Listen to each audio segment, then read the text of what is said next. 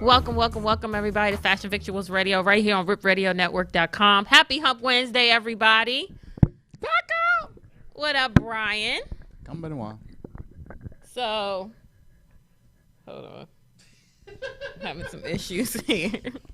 Yeah, the hair within the I know, within right? the cables. Okay, there we go. Okay. Oops. What's going on? Okay, you did a whole I know, right? change. You walked here looking like Lurch from Addams Family, and next thing you know, it's like, hey, what's going on, people? How you doing? How you doing? Hey, I have to put on for the camera. At no circumstance do I slip in the camera. Sure, So yeah. I guess your mom's the modeling teaching skills kind of kicked in. oh yeah, absolutely. You got to be professional at all times. Oh. I mean, I'm gonna keep it funky, and by the time these cameras go off, it'll be a different story. Oh my gosh! So of course we have a packed show. We got some interesting topics today. A lot of dialogue, yeah. And Bryan is doing the editorial shade today. Oh on yeah, the I got Oscars. slides. I got Oscars. Yes. He got slides. Yes, we got slides, We about to go diagrams, through. numbers. This We is about some to go through a whole bullshit. presentation Yes, today. This is an epic presentation. That's why if you This haven't is the followed, ultimate shade. yes, today. Fashion The Victuals, ultimate shade. Yeah, no, this is not just an ultimate shade. This is, I tagged it on the Instagram, Black Hole Sun Eclipse, I saw that. because this thing is some bullshit. You always say that. yes, because You're very angry about it. yes, white. This is true. Oscar's so white too. This is what it is. I mean, it's not going to change. Unfortunately, no. It's not going to change. So- We know what the deal is, so I mean, it's not going to change. So, today is Wednesday. This has been I Last I feel checked, like yeah. it's been an eventful week, and it's only Wednesday. So Second week. Second week of January, second week of the new decade, and you already got issues. yeah. Oh, jeez. So I'm on a get my ass life workout plan right now, and meaning that my diet has to change too. So mostly my diet has to change. Right. Hungry girl has to die somehow. Right. So the problem is I'm getting hangry because I'm still hungry after I already eaten. Well, don't you do those like mini snacks? No, I ain't got time to eat them. Like my day is like this all the time. So those mini snacks, I really don't carry them because I never get a chance to eat them. People are always coming into my area asking questions and stuff. So I just don't have the time. Do you drink a lot of water? I do. Okay. I do that. But it's just hard. It's hard. Anyway, so went to lunch today. First of all, during lunch, I don't do no bullshit. I kind of go to restaurants for lunch. Of course. Of course. That's just me. That's just the kind of person I am. But, so we went to this restaurant called Taylor's Bulletin. And when I say we, I mean coworker and / friend, whatever. So, we're at lunch, and they put the menu in front of us. I've been there several times for lunch. And normally they have like breakfast, brunch, and lunch and dinner. So, I'm there, and then normally when I go there, I order like the crab egg benedict. Is it that? I think that's that. I think that's what it is. The crab benedict, and it's like a hearty brunch meal.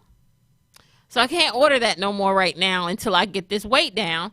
And right now, the only thing I ate today was a fucking smoked salmon on grain bread with fried capers and a little bit of fucking thyme and lemon zest all over the place.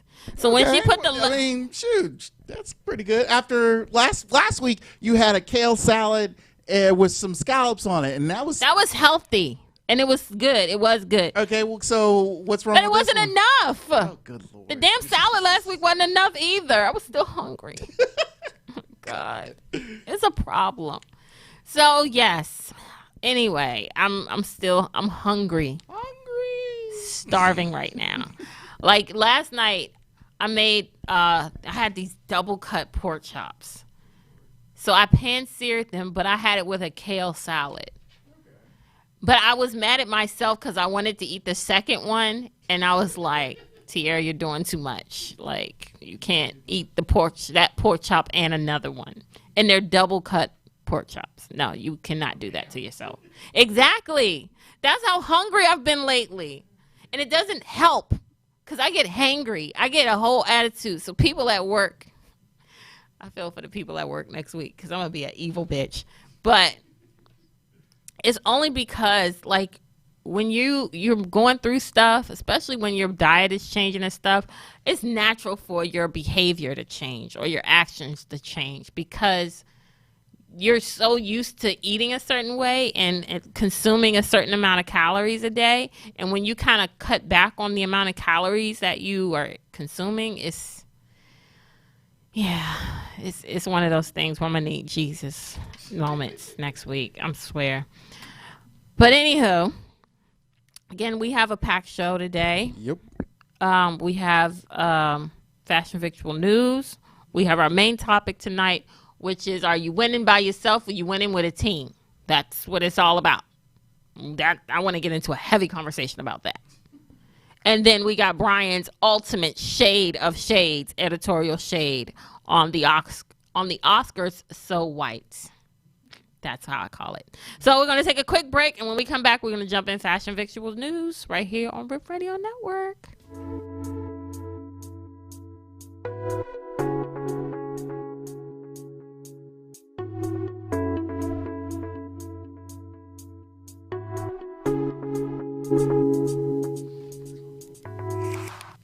Welcome back to Fashion Victuals Radio right here on ripradionetwork.com.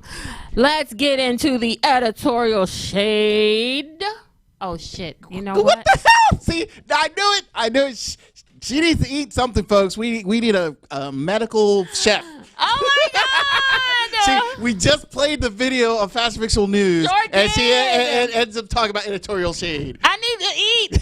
Somebody help me. I need food. Well, speaking of food, let's put it this way. Oh, my God. Speaking of food, okay, we are giving you an actual update. This is an update. A lot of people kind of been interested in this story. Here we go. This story. As we reported on our September 25th issue, world-renowned chef Marc Veyrat filed suit against the Michelin Guide for taking away his star from his 3-star restaurant, Le Maison des Bois. Say that 5 times fast. It's French.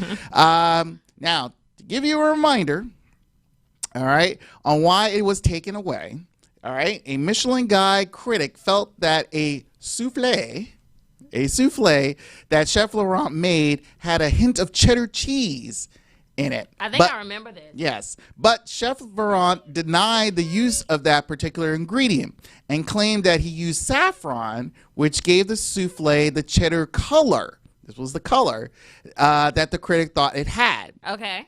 All right. Now, here's what happens during the suit, Chef Veyrat, if he wins, he just wants to keep his 3-star rating for his restaurant and be awarded €1. That's it. That's all he wanted. That's all, €1 in financial damages. Well, the verdict is in. Oh. All right. There we go. Chef Veyrat, you will not. What? That's right. Not keep your star. That's right. The French court believed that. They like not playing. Not playing.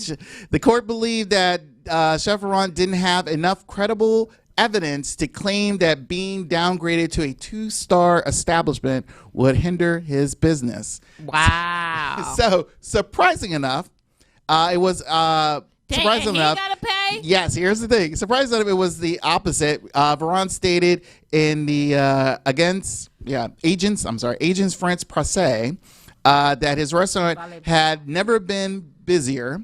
And I guess he'll need to keep busy because the court, in addition to losing the star, Chef Veyrat will now have to pay the Michelin Guide €30,000, which is the equivalent of $34,000. $5,000. Chef Veyrat made one final statement about the Michelin Guide to the New York Times by stating this: "I do not want to be part of the Michelin Guide anymore. I don't want to have to deal with these people. They are bad, bad, bad." But wasn't there another report earlier in the last year that we talked about somebody else having an issue with the Michelin star? Yeah, it was a Korean chef, and he is suing them for being in the guide, and he didn't want to be in it. Yeah. So we're waiting on that story that verdict once it comes out. Who does that? So that's pretty interesting. So anyway, all right, next story. Last week, Carnival Cruise Line. Familiar name. Yes, had made the announcement that they will ban clothing that has offensive or hateful images. Carnival spokesperson Vance Gullickson. Really? Yes, that's his name. I'm listening. Stated this: at Carnival, we want to make sure that all of our guests feel comfortable when cruising with us. And that includes being around guests wearing clothing with inappropriate or threatening images or languages. And like other cruise lines, we have long had some basic clothing guidelines in place. And there was supposed to be a statement there, but it stated, I'll fix that in the post, understands we are a family-oriented business. Well, here's the thing. The change was not due to the fact of what happened on Carnival. It happened in an October incident on a United flight where the passenger wore a T-shirt that read, "Rope Tree Journalists, some assembly required," or "no assembly required." So basically it referenced to lynching journalists. Wow. And that was the reason why. So they want to do some preemptive measures on something offensive to people. So comments? How do you feel? Have you been on Carnival Cruise Lines or anything? So any problems with those things or?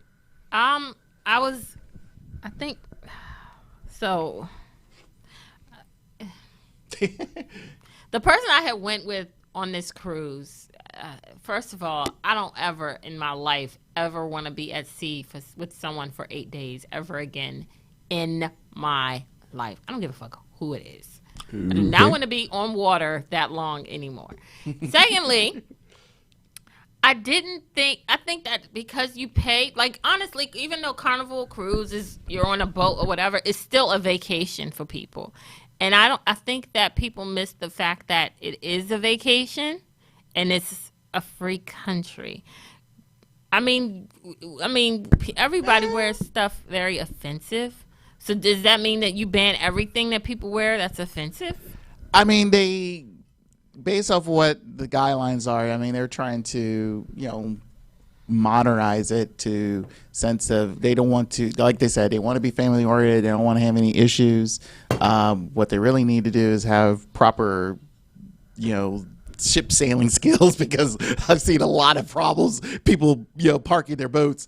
So I think that with this scenario or this situation, I can understand it, but at the same time, it's kind of like, yeah, it's a free country. I mean, you can wear whatever you want to wear. And I mean, mind you, if you're going to certain ports that has, images of, various things, I mean, are you going to prevent people from wearing that from the country they got it from? I mean, come on. So there's a lot of weird things. So that's another thing. So when I get on a Carnival cruise, there's all these guidelines and rules I have to follow. Mm-hmm. This is one reason why I can't do a cruise. And that was the only time I've ever done a cruise, but I'll never do this shit again. It's because there's too many rules. And plus, somebody wants to be at a certain location maybe for quite some time, and you're only like there for a couple hours, and then you're off to the next location for a few hours. Pause.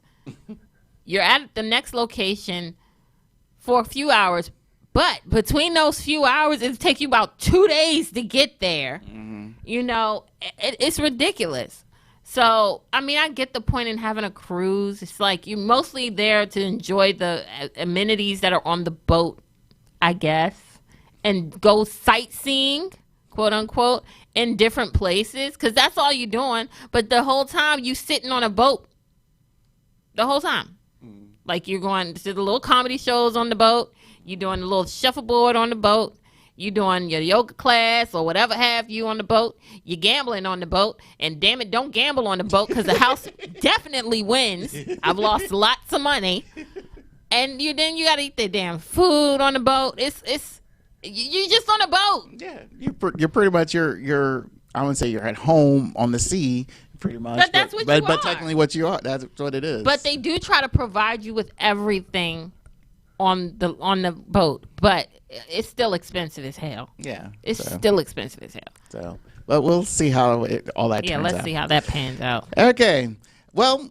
Here's another. Let's get into actual fashion, since we haven't done that in a minute. Yeah, I know. Last week, supermodel Ashley Graham announced that she will be partnering up with bridal wear makers. You pronounce this because it's Spanish. Pronovia. Yeah, there we go. Pronovia. Yeah, Pronovia. Pronovias. There we go. Pronovias. Barcelona. We are here teaching you English, people. That's how we're doing it on the show. She will be making bridal wear for pretty much sizes from 0 to 34. Yes, Ashley Graham. So Miss Graham tweeted this statement about the partnership. She says there are so many different dresses for anyone from the classic bride to the ultra glam bride, and options with sleeves, which I love. By far, my favorite part is that every dress has shapewear and bras built in. Well, that could be good or bad, but okay. I can't wait for you guys to see the collection when it comes out in March. So that's when it will come out. It will come out in March. Now, here's the funny thing.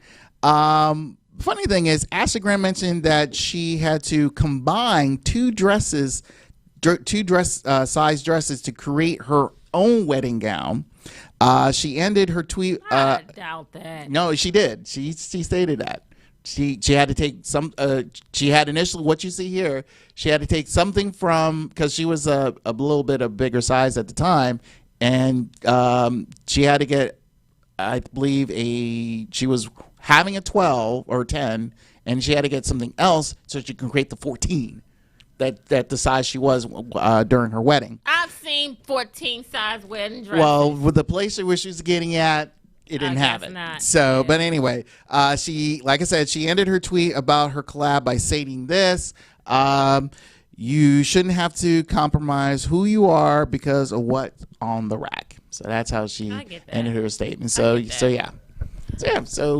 Shout out to Ashley Graham. She hasn't had her baby yet, right? She has not had her baby. Now here's some of the dresses that she designing so far. So there's one of them right there, which pretty much looks like the model looks like a mirror image of Ashley. So and it looks basic to me. Yeah, it's a simple pattern. Here's another pattern here. That's a little better. Yeah, so nice, some florals there. And then we have another nice floral pattern. Nice. I'm not with the granny look, but okay. And here's the last one here. So nice little. That's nice. More queen classic, look. Yeah, very elegant. Yeah. So there'll be more out by March. So now she said they have built-in shapewear and bras. This is where it will get tricky as hell, because not all women come built in certain shapes and sizes. So you could be like a size 4, but your titties could be a triple E. You know what I'm saying? So that's where I would be a little skeptical about it, because most people who are like a size 4 got you know what I'm trying to say? Like, keep it packed in. Yeah, it's like try to breathe. Your boobs have to be like, you gotta show that clean, really tiny. But like, okay, and Ashley Graham is a size 14. Mm-hmm. And I'm like, girl, you already know. Like, you need a lot of shapewear and protection up here. But then you got some women who are size 14 who are a B cup. Right. And it's like, they look like a linebacker. So that's what I'm trying to figure out. But again, kudos to her. If she can get it done, then I think she has the mindset of like. I think so too. So it's like, hey, I'm a big girl and I want to, shape it for, mind you, she said from 0 to 34. She did. And which is, which is kind of feeling like, okay, do you have that mindset for those let's say under 10? I mean, but then again, if you're willing to, then you got women in between, right? That are between being a 4 and a 14. You got the 8s, you got the 10s. Right. Their variation is going to change too. Sometimes that shapewear around the midsection ain't going to cut it. And then maybe sometimes the booty ain't going to cut it. But hey, it'll be interesting to see how her collection goes. Shout out to Ashley Graham. I love her as a model because she's just unapologetically her. That's what I like about her. So, and she married a brother. All right. She did marry a brother. Sure did, because no white man was going to marry those thicky thickums. Anyway, all right, last story. This favorite airline, KLM, the Dutch airline, will be phasing out their famous line of airplanes, the 747. What's so famous about this 747? Well, that's their signature look. So they've been flying the 747s for years, pretty much ever since they. Nobody else has 747s. I will get to that. Stand by. All right. Mostly these 747s are better known as the Combi, which is a hybrid of a cargo plane and a passenger plane. The likely final flight for the Queen of the Skies would be January 3rd, 2021, where the route would be from New York City at JFK Airport to Amsterdam. That's a nasty ass airport. So Mexico City, Toronto, and Suriname's capital will also cater final flights for these 747s. Okay, keep on. Okay. Now, this doesn't mean the airline is going out of business. They have been transitioning to newer Boeing 787s. Now, actually, what this means is that they will be one less airline using this particular plane. After the 2021 final flight, there will be only, surprisingly enough, 10 airlines using these 747s. I'm going to name them all quickly. Korean Air, Asiana Airlines, Thai, Qantas, China Airlines, Air China, Air India, Lufthansa, whatever, Virgin Atlantic, and British Airways.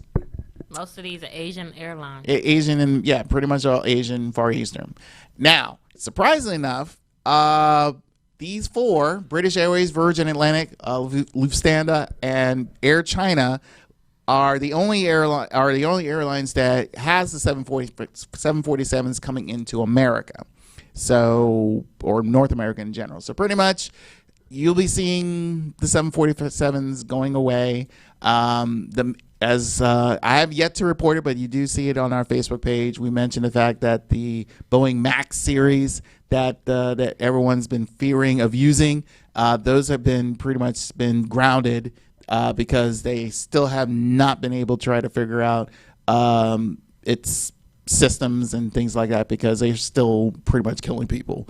So yeah, there's a lot of drama with that. So right now, the 787s will be pretty much the standard airplanes for a while until certain things come about. And that's Fashion Victual News. Again, what is the difference between a 747 and a 757? Okay, 747, like I said, and especially with these particular ones, these are the bigger, and it has a big cargo space. That's why I say it's a hybrid of a cargo and a passenger plane. So if the way it looks, if you look at, I mean, you've taken a lot of flights. The normal planes that you probably fly, like the 737s, things like that, they're pretty narrow and small and all that stuff.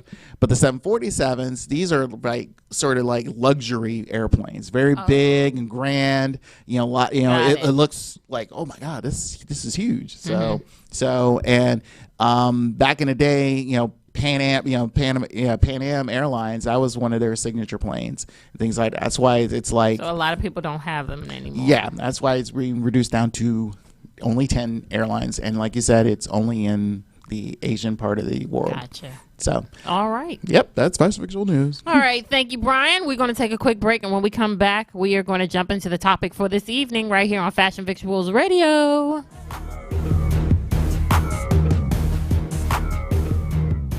Welcome back to Fashion Victuals Radio right here on RipRadioNetwork.com. Let's get into the topic of the evening. Bryan. So. Yes.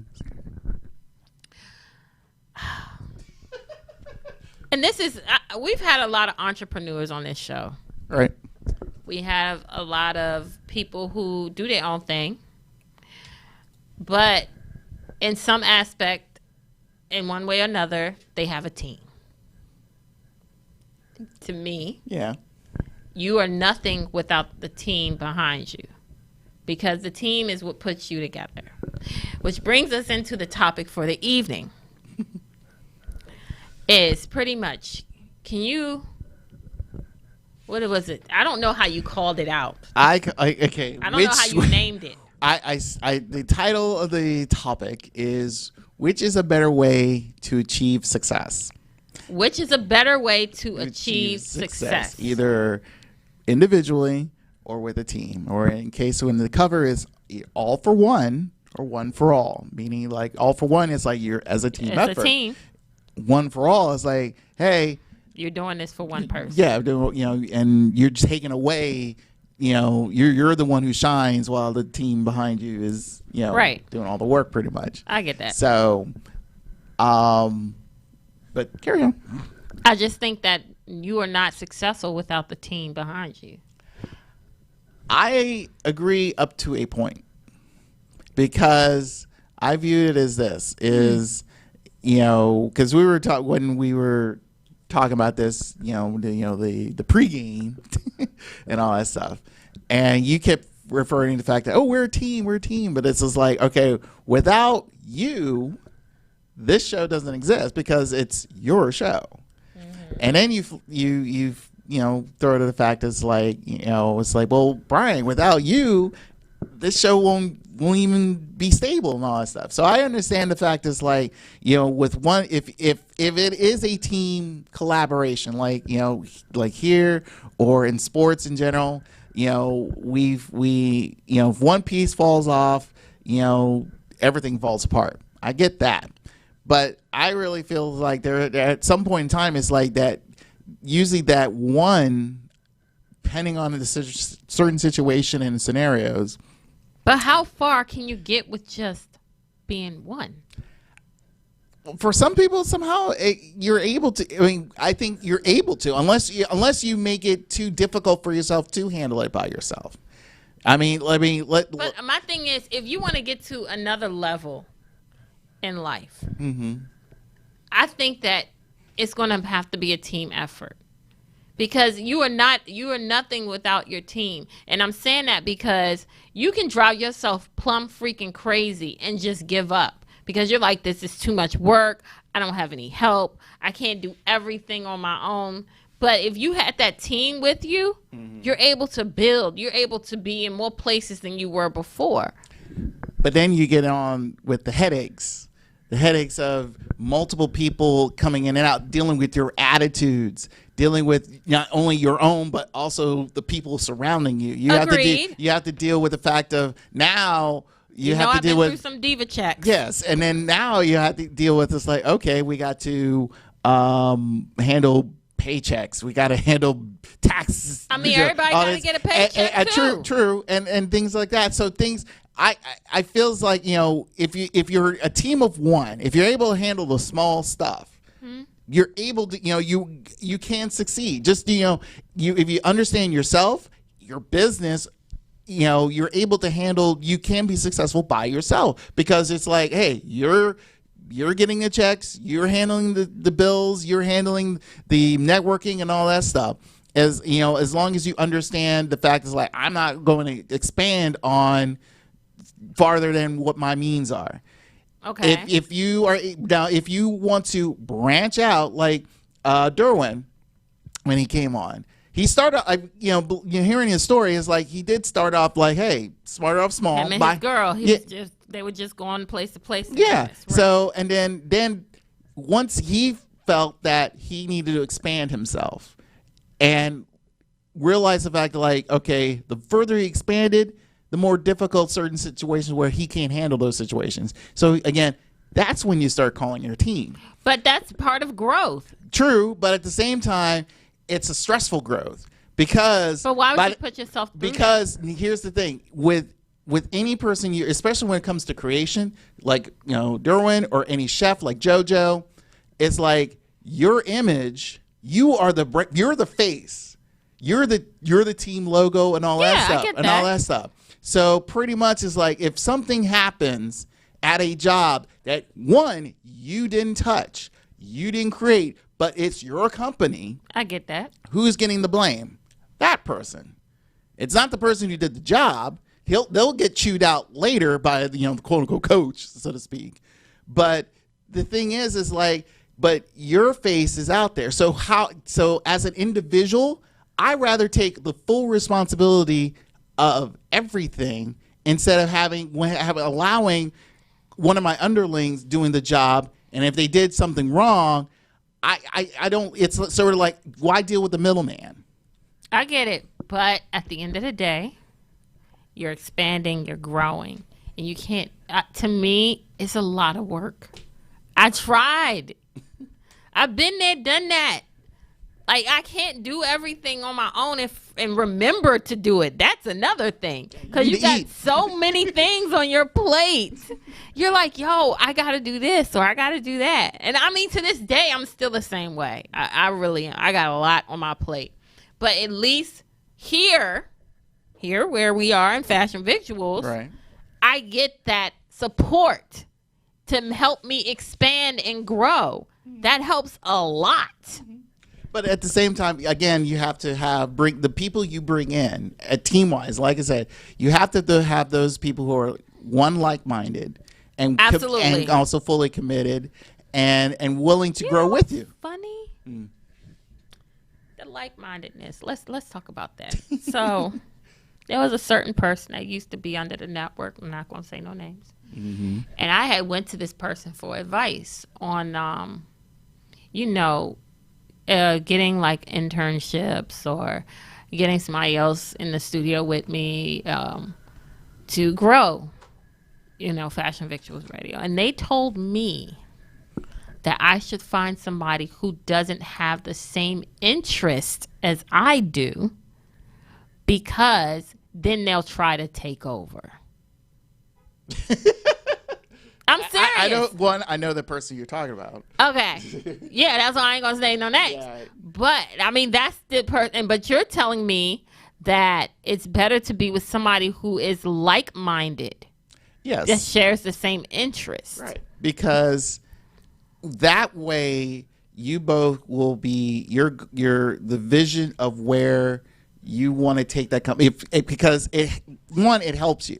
Because it's like when they see that you're waning and it feels like you're losing that focus, losing that energy, at least that person is willing to say, hey, I got you. Yeah. We can still cross this finish line together. So, because that's the thing. It's like, I felt like when you brought me on, I felt like it was a challenge.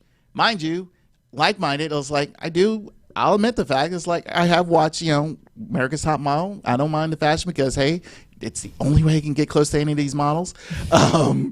And, music, food, I just like those things are interest. And right.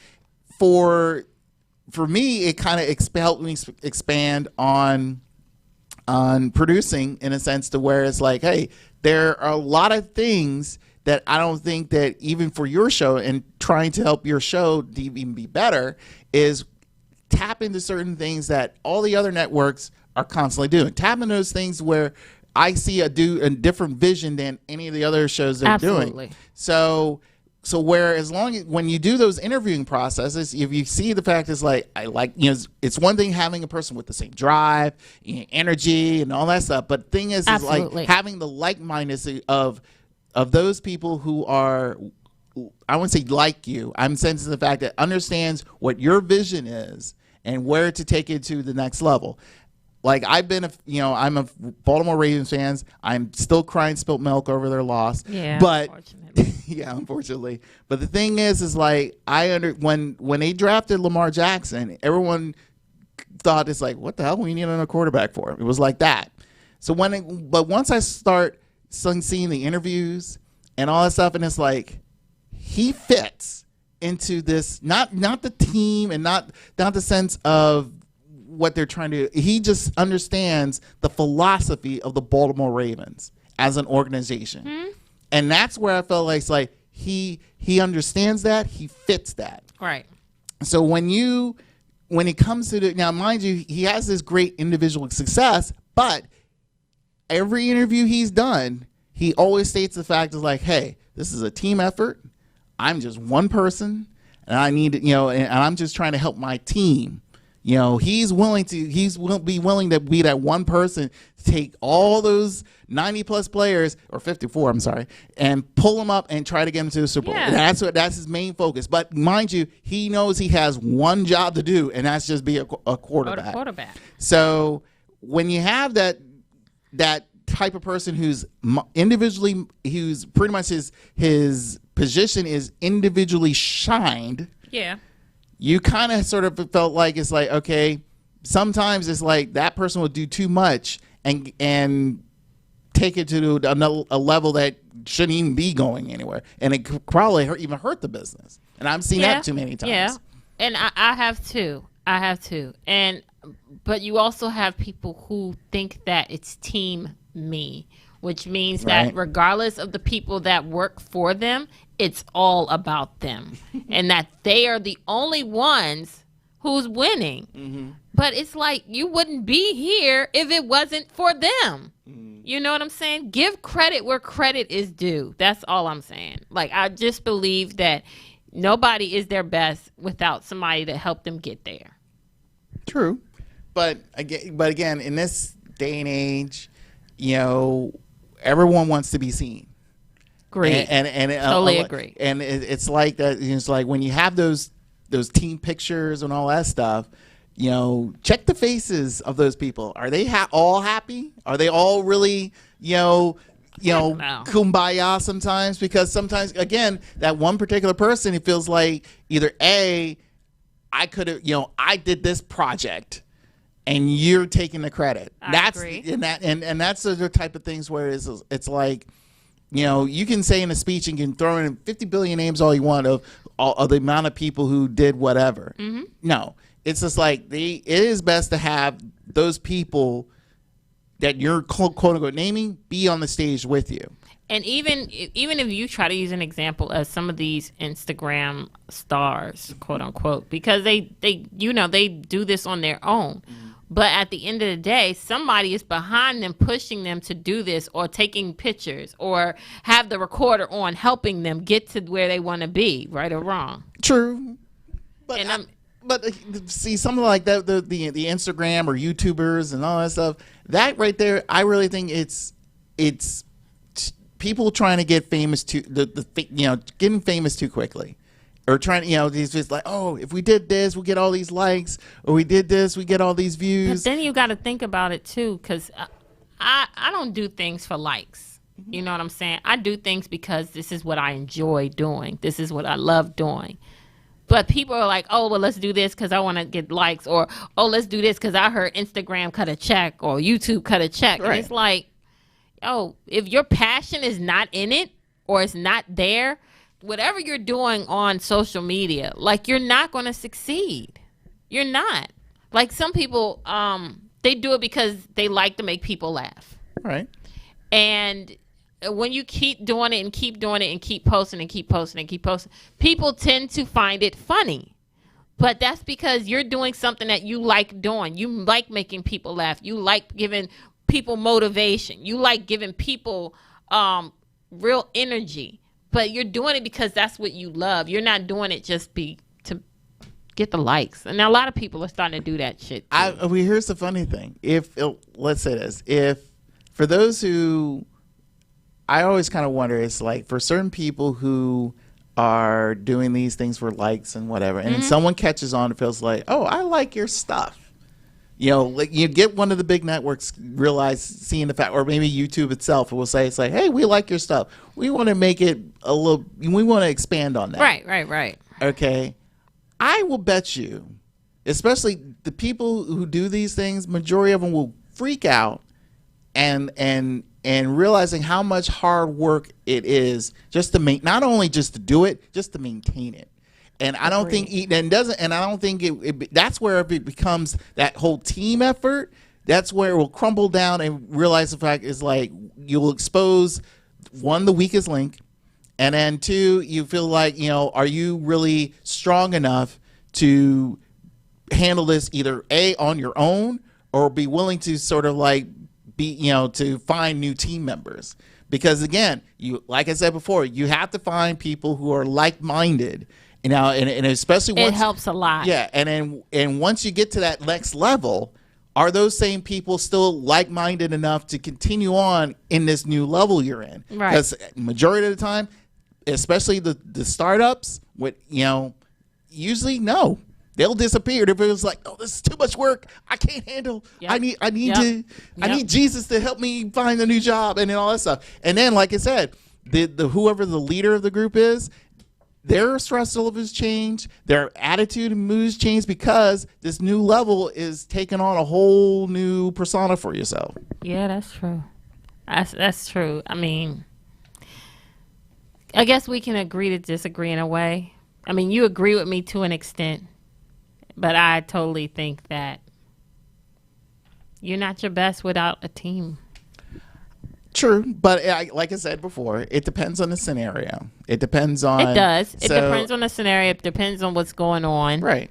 To have that team. Right. I would say. So, because I, like, when in sports, I've always been a fan of, like, tennis. And because it's just one person against another person.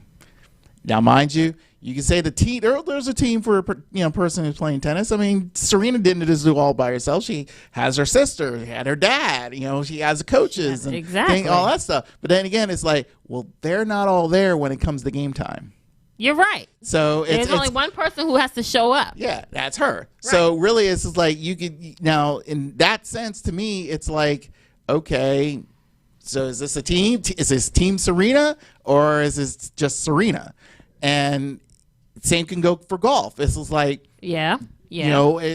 Mind you, like Tiger Woods or any golfer in the world, it's kind of like it's just that person. I agree. They're the one who's, mind you, they have a caddy, but it's like, look, the caddy's just handing him a club and say, okay, you may want to do this, and then walk off. It's really just this dude, or lady who has to swing the ball and as far as it can until it gets to the cup.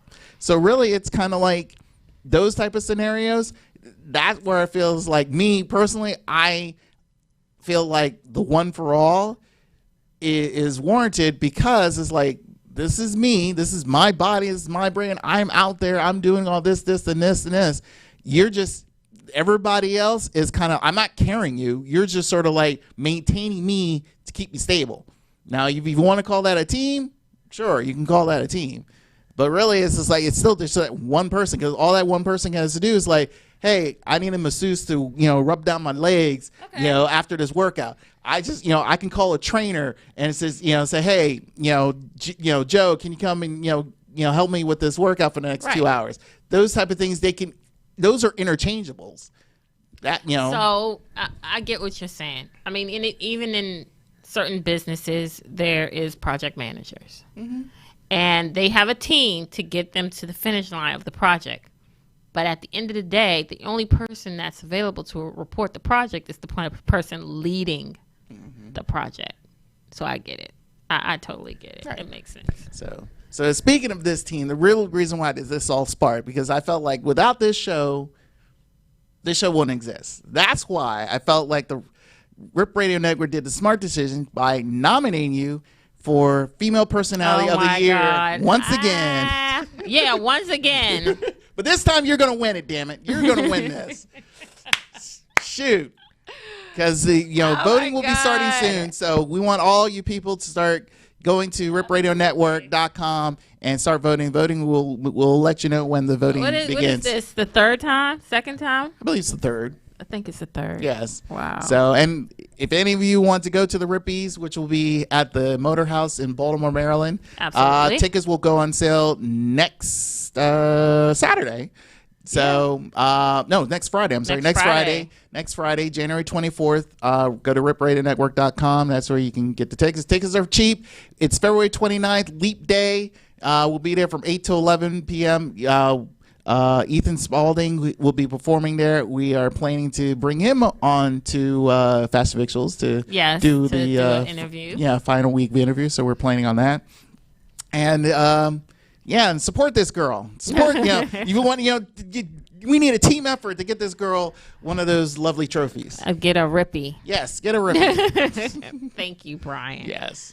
I mean, I've been on this network almost 5 years, so I feel like I've deserved it. But at the end of the day, I couldn't have made it without the people who got me here. So thank you, Bryan. No problem. All right, everybody, we're about to take a quick break, and when we come back, we are going to get into Bryan's shade of all shades for the editorial shade right here on Fashion Victuals Radio. Bitch everywhere, we be getting money everywhere, yeah. They don't even know, they be throwing shade everywhere.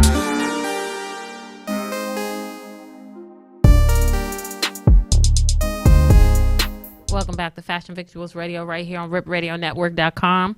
Let's get right into Bryan's shady of shades right now for the White Oscars. Can I say that? Yeah, white, yeah. Oscar's so white too. Well, Oscar's so white. Yeah, so, here's the thing. Initially, my main complaint was I'm a big comic book fan. So, and when I saw was waiting for the Best Pictures and didn't see that Avengers Endgame didn't get an Oscar nomination. You're lying. Why not? That's what I'm trying to figure out. So, that was a tearful Endgame movie. Yes. So it had all 3 hours of it. Yes, it had everything. It had the drama. It had the action. It had the emotions. They had everything. So I felt like and mind you, it's the biggest movie of all time financially. So I figured it's like, why not? Exactly. So just throw it in there. I didn't care if it win or lost. I didn't care. Just making a nomination. You're making a nomination. So it's the biggest movie of all time, and it doesn't get a nomination. So I started with that complaint, and then I started looking knee deep into the Oscar nominations, and the individual awards. Speaking, going back to team and and individuals. So we're focused on the individuals, and I felt like, whoa, wait a minute. The one that stood out to me was Awkwafina. And because it's like, she's an actress. She was in Crazy Rich Asians, so she's a comedian. Oh, yeah. So, and she won the Golden Globes. So we'll get more into detail of that. But it just kind of. For what? I'll tell you why. So anyway. Okay. So I start looking into why certain people didn't get nominated and why, and why these individuals did get nominated. And I'm going to focus on the Best Actor, Best Actress, and Best Supporting Actress. Yeah, so those things. And now I'm going to let you in on something. So as I was doing my research, so did you know that when it comes to film acting, there are 5 major awards? Now, mind you, the 5 major awards are, as we look, there's the Critics' Choice Award, there's the BAFTA Award, which is the British Arts Awards. I was about to say BAFTA, that sounds African. Yeah, no, it's British. Far from it. Yeah, there's the SAG Awards, of course. Screen Actors Guild. Golden Globes, which is pretty much the prelude to the Oscars. Right. So, those are the big 5 major awards. So, as I was seeing that, next thing you know, it was like, okay, let's first look into the Best Actors. So these were the Best Actor nominations. So we see Antonio Banderas, Leonardo DiCaprio, Adam Driver, Joaquin Phoenix for Joker, and Jonathan Pryce for The Two Popes. Now, I'm looking at this list, and I was like, okay, I'll give it for Jonathan Pryce because everyone likes a good religious political drama movie. Joaquin Phoenix is definitely hands down the huge favorite to win Best Actor for his portrayal of the Joker. He did a phenomenal job. And I will never see that movie ever again. You ain't lying. So the one the one that stood out to me was where we're going to highlight this is Leo. For what movie? for Once Upon a Time in Hollywood. Now keep this in mind. Really? Yes, and that movie, I let's show the people that facial expression you're having right now is the reason why I felt like why Leo is getting nominated. I don't understand this. So, as again, further my research for all of this stuff, I see that Leonardo, because I had this main complaint is like of where certain movies getting picked and they yet to come out. Mm-hmm. I find out the fact is like, okay, they go through all these crazy festivals throughout the country. Correct. So all the critics get to see that, or anyone who has a free pass to see that, and they get to critique it later. Mm-hmm. So anyway, we going back, I see, okay, go to Leonardo DiCaprio. And again, he was nominated for lead actor for Once Upon a Time in Hollywood, which again financially was a dud. Keep in mind, he had among the big 5 nominations, he got all 5 of them, which is like okay. I think he just got them for name recognition alone, of course. And now total nominations, that's meaning going through the whole film circuit for this past year, he had 22. He didn't win any of them. Not one. Why would he? So the one person I felt like deservingly should replace Leonardo, I felt was Eddie Murphy. Yo, he should have definitely replaced him. Yes. That movie was amazing. Right. So him being a Dolomite, Rudy Ray Moore. Yeah. Now, mind you, as you can see here, the total nominations are almost similar to Leonardo. He had 21, and Leo had 22. Right. Funny thing is, Eddie Murphy won 2 of those nominations. But Leo didn't win any. And Leo didn't win any. Now, mind you, the 2 that Eddie won were black-based, all that stuff. That's the good part and the bad part about this. But he did get nominated besides the Oscars, the other 2 out of the other 4 of the big nominations. So I felt like, why you put in Leo and not Eddie? Eddie had the better movie, and mind you, Leo was kind of like nothing. It was very. I mean, mind you, I haven't seen Once Upon a Time, and I felt like based off the trailer alone, it didn't even look that interesting. It wasn't. So I didn't see it, but I looked at the trailer and I was like, this is not something I want to go see. Right. So and especially for a Quentin Tarantino movie, it was kind of like it exactly. I mean, I know he sometimes goes off his normal. Yeah. So, but it just didn't feel like a good movie to even bother with. But I went from there, and then we went into Best Supporting Actress. Okay. So again, here's the list for that one. I see Kathy Bates. Okay, legendary. Okay, I get it. Lauren Dern. For this, everyone's saying this great movie is The Marriage Story. Then I see Scarlett Johansson. Okay, it's like Avenger. Okay, so but she wasn't in Endgame, was she? She was in Endgame for first for like part. Yeah. Then we have Florence Pugh, and then I see Margot Robbie, and I'm like, wait, what? And again for Bombshell, and I saw the trailer for Bombshell, and I felt like, wait, that movie looks horrible. Even though it's about the Fox News and all that stuff. And I felt like, okay, come on. But I didn't, honestly, first of all, why the hell would that movie get a nomination for anything? I don't know. It just didn't look good. It didn't at all. Yeah. It's like really, like, this is what, okay. Yeah, and I felt, so again, do my research. It is what it is. So we look, so I felt like we should replace. Now, here's keeping this in mind. Scarlett is also nominated in Best Actress category. Okay. So this is a rarity to have one person be nominated twice in the same scene, Best Supporting. So it's very rare. So I felt like, okay. So we'll highlight Scarlett, and then I'm going to highlight Margot because I felt like Bombshell was a bomb anyway. And let's take a look. So with Margot, she got 4 out of 5 nominations for the Big 5. So total throughout the the whole circuit, she got 19, and she won 2. So she played my girl Harley Quinn. Yeah, she'll be playing Harley Quinn. Yeah, but that don't look like it's going to be good. I'm sorry. I think so. I think we'll give it a chance. I'm feeling, to me, this will be a little bit better than Suicide Squad because I never did like Suicide Squad. You didn't like Suicide Squad? I did not like it. I thought it was lame and I was long.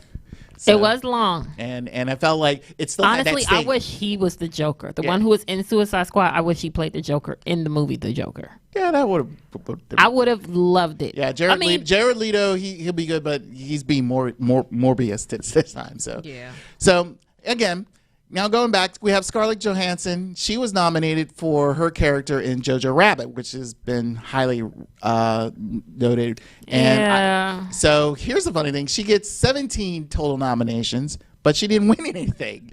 Even though she got 3 out of the big 3, including the Oscars, but she didn't win anything. So yeah, I had that same look. So this is where I felt like, okay, if you had to replace one of them, mainly me, I felt like take out Margot. And here's who I felt should have gotten in: J-Lo. How in the world? Now take a look. Total nominations, 41. 41. Now let's take a look back. Scarlett had 17. Margot had 19. That's a total of 36. J-Lo had 41 total nominations. She won 3 of those. And she was nominated for a Critics Award and a Golden Globe. That's awesome. So, again, doesn't get picked. And our I need to see that movie. And our girl, Stormy Maya, she was pissed. Oh, Lord. I know she had a lot to say. She felt like J-Lo got robbed just like everybody else. Yeah. And here's the other sad thing. I think the Academy really messed this up, not just because of J-Lo missing out. So that's when we're going to lead into Best Actress. Okay. So we go into Best Actress.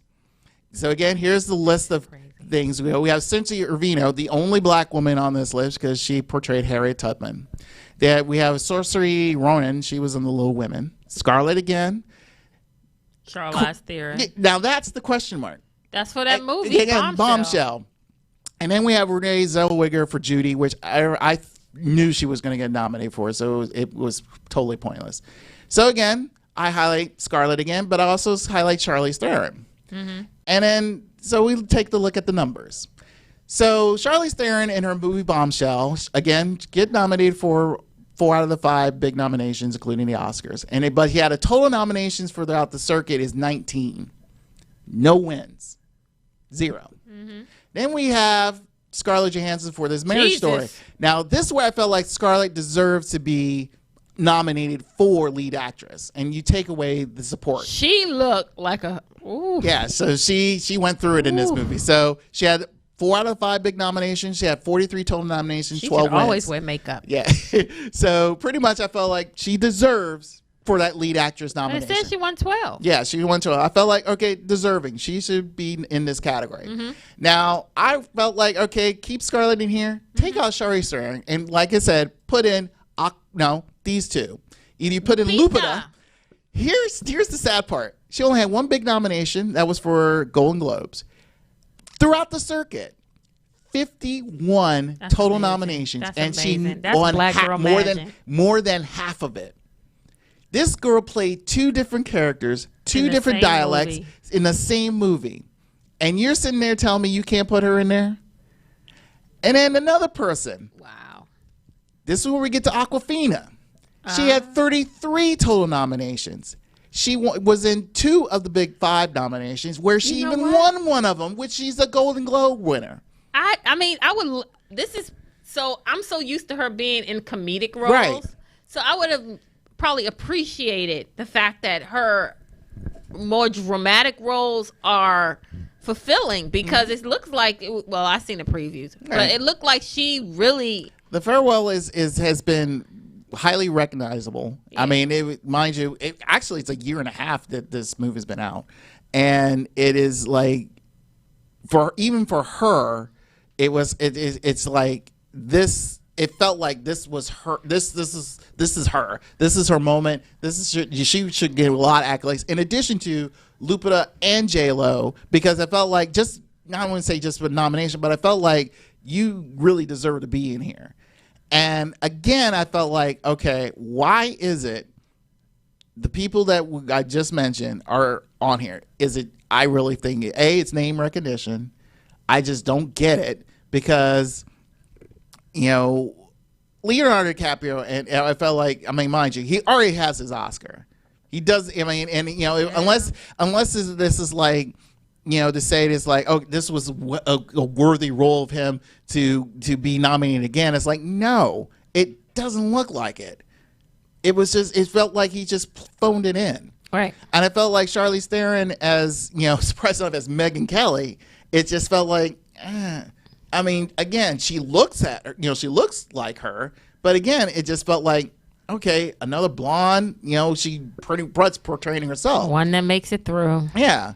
With mediocre acting. Right. So again, I felt like, again, we've said this many times when we said about the Grammys. I felt like Rita Ora should be nominated for something, but that's a whole nother issue again. I remember you said that. And I felt like, now for here, it's the same thing. And you mentioned this before, and it's like there needs to be a change. But the thing is like, well, there was supposed to be a change. It was. There was supposed to be a change several years ago, and now you're back to the same bullshit. You've taken away black actors, a Latin actor, and a Far Eastern actor. I mean, it's just like, this is ridiculous. It's like, if you're going to portray, they still want that control. Yes, it's more than just control. It's just the fact, just like, okay, we'll honor you in certain places. Here's the thing: when people stop watching, then some things will be done. Nobody wants. First of all, the shit is boring as hell. True. That's why I stopped watching a long time ago. Secondly, it was a matter of the fact that we got tired of not seeing us up there. We get nominated. Unless it's for a slave movie. Yeah, or like some picture based on a true story. Like, I think Jamie Foxx will probably get a nomination. Actually, he got snubbed. And that was everyone saw, because he was supposed to be he was up for supporting actor for this Have Mercy role. And he got snubbed for it. But even though he's gotten an Oscar already, but still, it's like, it doesn't matter. It doesn't matter. But he got a lot of good praises for that role. So Will Smith got nominated for something. Shit, I mean, he ain't make a decent movie in long, but Bad Boys for Life might be. That'll be good for the MTV Awards, but I know. But the thing is like, when it comes when you have these, you go through the circuit with your movie, and you're getting all these, like I said, Awkwafina had 33. Lupa had 51. She sure did. And won 26. Yes. And 26. it's just like, and she doesn't even get looked at. And it's like, and this is where I felt like, okay, the Academy, what are you basing, I question this a lot, of what are you looking at? And I point out this, and I'll never forget, Sarah Michelle Gellar, aka Buffy, she'll be Buffy for life. She pointed out during the Emmys, during the Buffy run, she felt like, I'm not dealing with them because they're never going to change. She pretty much felt like this is like, but she was right. Yeah, and she was right. She was right then. I ain't seen her in nothing since. But still, hey, she's taking her kids and all that stuff. That's fine. But I felt like she was right, because it's like, all you saw was the same people getting nominated over and over and over again. Yeah, and that's true. Here it's the exact same thing. And like I said, when we did it several years ago, Oscar So White, black people didn't show up and all that stuff, and we're not supporting blah blah blah. It's like, yeah, okay, apparently, now it's happening again. And the thing is, the support needs not just black people. You got to bring in the Latinas, you got to bring Latinos, and you got to bring in the Asians, because it's like, look, even though your movies will get nominated, for best foreign, that's it. Even though Parasite's being nominated for best picture, which is pretty interesting, but still, when you still don't see you on the screen in the 5 major categories, especially when it comes to acting, that's a problem. Yeah, of course. I agree. I totally agree.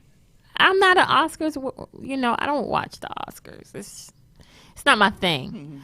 I do believe in fair rights. But as many times as we've protested Oscars So White, then I think there was another protest about women. It's been so many. Nothing has changed. Nope. Nothing. No, you can put in anyone running the show. They'll say, "Oh, we'll make the change. We'll make the change," and that's it. And then poor Kevin Hart. Poor Kevin Hart. They ran him through the mud. the mud because he made a statement about his son that he didn't want his son to be gay. Like doing, it was a comedy show, and that was it. It was a joke. It was a joke. It's not like he had anything against the gay community or anything. He made a simple joke. I thought it was hilarious, but the LBGTQYSTURV community didn't find it very funny. And I'm like, but the thing is, but even Ellen was like, really? Why are you complaining? Right. And especially it was a couple of years ago. So, but yet the stand-up was like 9 years ago. This is like in his early part of his career. Right. People are fucking sensitive. That's all I want to say. People are fucking sensitive. Well, I wouldn't say more. It's more important. I really think this woke movement, this woke whatever. Stay woke. And I said this before. I said this when we did the issue about this a couple of years ago about, are we too woke to go to sleep? Because, and I felt like now it's like back then I felt it was too soon because it was so intensified then, but it felt like no, we need to stay awake to know what's going on. Now it's like people, you need to sleep. Yeah. Or better yet, in this case scenario, it's like someone needs to get a grip on the real problem. And when we mean sleep it's like take a power nap to regenerate yourself, and then when you wake up, you realize the fact that the how to handle this problem. Because this is a problem. If you're going to keep having all these movies out here, people putting out their stories, their really good original stories out there, or whatever, and you have really good actors. And again, people say I like to see me on there. We can have the NAACP Image Awards we want, or whatever Latin awards we want, or whatever Asian awards we want. That's fine and dandy. But at the same time, like I said before with the Grammys, if you're supposed to be the pinnacle of acting throughout the world, not just America, the world, you need to expose that. And instead of just putting it in one small category with 5 movies that people will never be interested in seeing unless it has some of interest in there. I agree. That's why I felt like I'm a movie buff. I like good music. And I like this, and mind you, I'm not knee deep in everything that is so fully popularized, on the radio. Mind you, everyone keeps saying the radio is dead, based off the fact of the reason. This is this bullshit. You're force feeding us a whole bunch of crappy music all the time, and now you're in the Oscar movies. They're the exact same thing. You are forcing us to see a bunch of bullshit movies that full well don't deserve any recognitions. But at the end of the day, I agree with you that maybe we're too woke to go to sleep, which to me means we don't pick and choose our battles wisely. To me. True. And I mean, okay, some things it's not worth causing a whole riot over, but then there's other things that we should be rioting about and causing, protests for, but it's nothing getting done about it. Right. I agree. And that's what I'm saying. At this point, this is how I feel. I feel like, it is what it is. They're not going to change. They're never going to change. They haven't changed yet.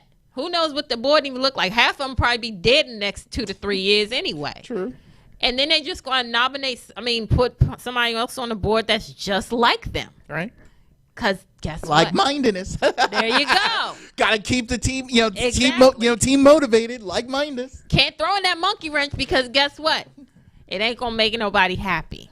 So yes. But again, which happiness are you trying to benefit? Because perfect example. Again, reverting back to the main topic of where we said one for all for one is like if you change the culture within that system. They not. Well, again, there has to be those individuals. Like what? There has to be some people. What type of individual?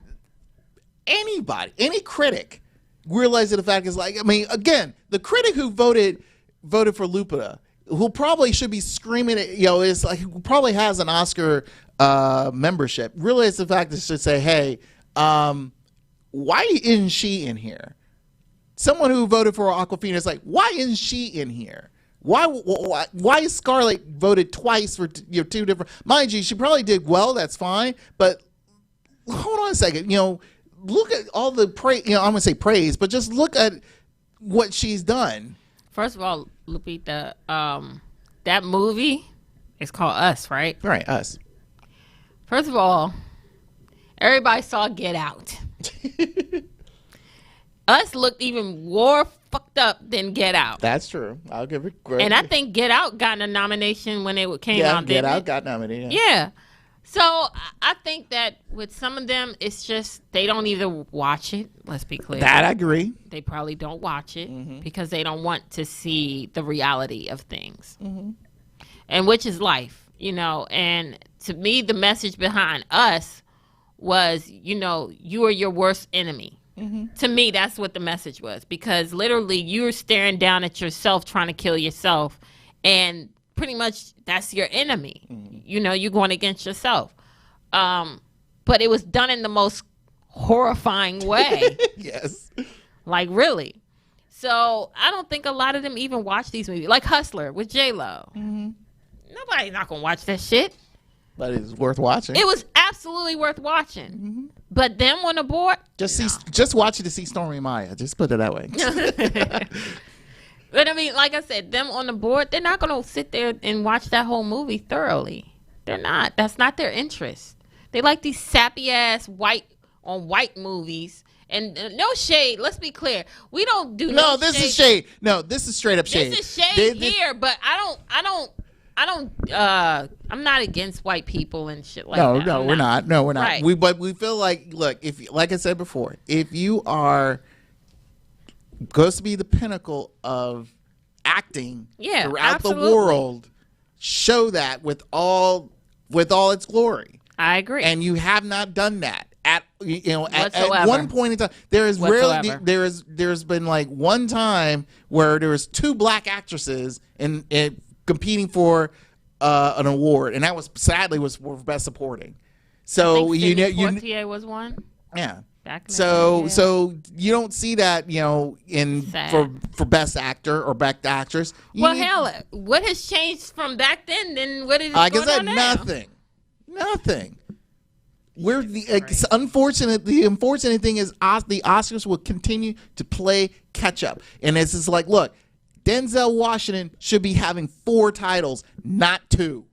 Agreed. Totally agree. And Angela Bassett. Yeah, and Angela Bassett should have at least a good plethora of those things. Oh my God. By now. She done played everybody's mama, auntie, sister. She didn't burn the man's clothes and car, damn near the house. No, and her best role, of course, to this day is Tina Turner. Woo! So, but again, and they overlooked her for God. And again, they will, like I say, they're going to constantly play and catch up. J-Lo, this is her second nomination. Let's put it this way. She got nominated for Selena. But I think she should have gotten for that. Selena, absolutely. And her playing this role, mind you, she played it really good.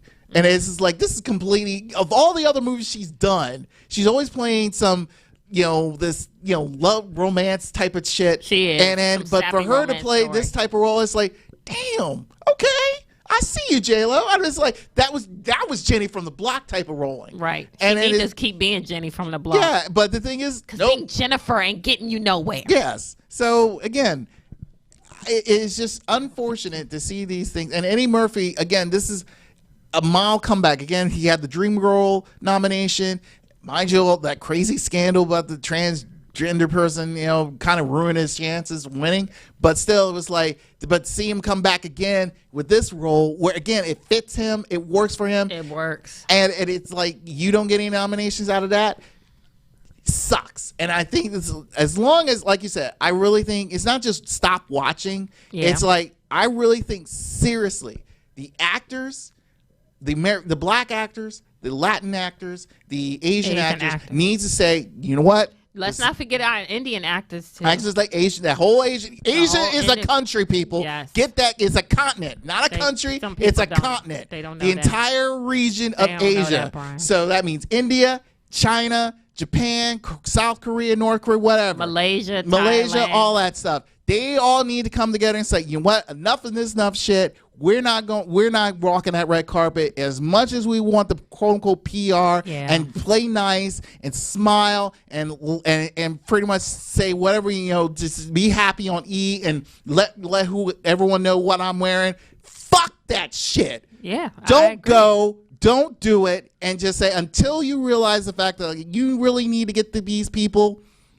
to see us, literally see us, fuck it. You guys will be screwed for the next 8 years. Maybe he should have made a movie called See Us. Well, there is a movie called See Us. Or no. I forgot what it was. That's a Duvernay thing. Yeah. They don't see us. Maybe he should have saw it. She'll be, hopefully she'll get up for an Emmy again. Oh, when they see us. Yeah, when they see us. But maybe they should have made a movie called See Us instead of Us. Yes.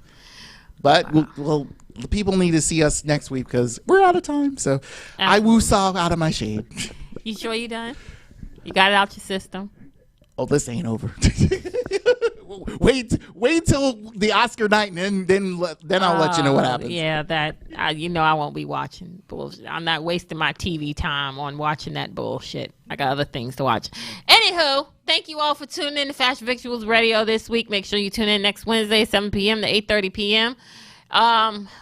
Yeah, it's been a long week, and it's only Wednesday. But enjoy your 3-day weekend. It is MLK weekend. Make sure you observe MLK the right way because, we get that holiday now. At least that's something we get, right? All right, everybody. Check you out next week. Peace.